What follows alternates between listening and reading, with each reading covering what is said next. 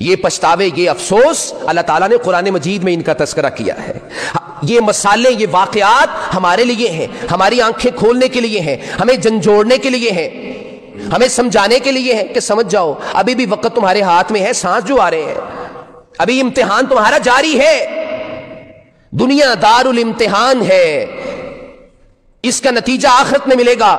جو کچھ کریں گے وہی کاٹیں گے، جو بوئیں گے وہی کاٹیں گے، جس طرح کا یہاں پہ دیں گے اسی طرح کا وصول کریں گے۔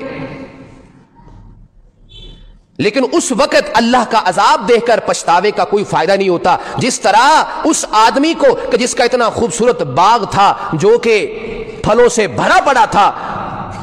جس طرح اس کو کوئی فائدہ نہ ہوا جب اللہ کا عذاب آ گیا، اللہ کا عذاب دیکھ کے اپنے اس باغ کو تباہ و برباد ہوتا دیکھ کے کہنے لگا کہ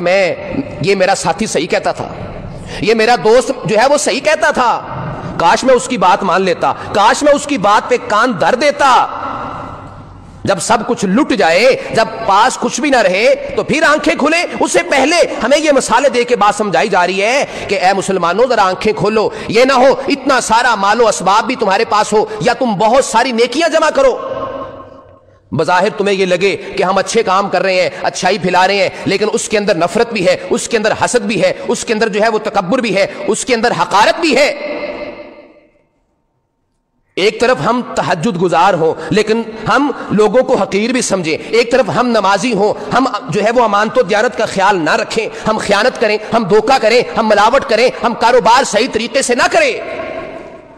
پھر ہماری ان نمازوں کا، ہمارے ان روزوں کا، ہماری ان زکوٰۃ کا، ہمارے ان صدقہ و خیرات کا، ہماری ان نیکی اور بھلائی کا کیا فائدہ ہمیں؟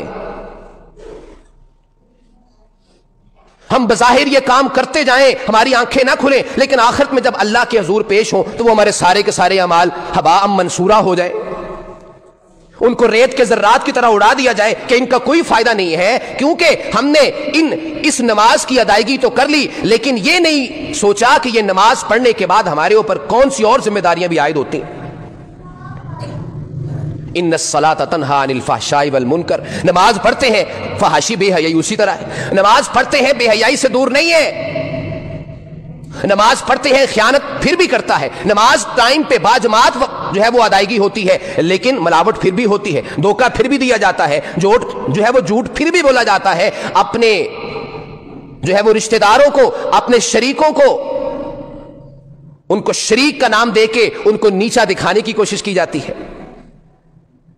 جب ہماری سوچ نہیں بدلے گی، جب ہمارا اخلاق نہیں بدلے گا، جب ہمارا رویہ نہیں بدلے گا، جب ہمارے طور اطوار نہیں بدلیں گے تو کیا فائدہ ہے ہمارے ان جو ہے وہ تمام باتوں کا؟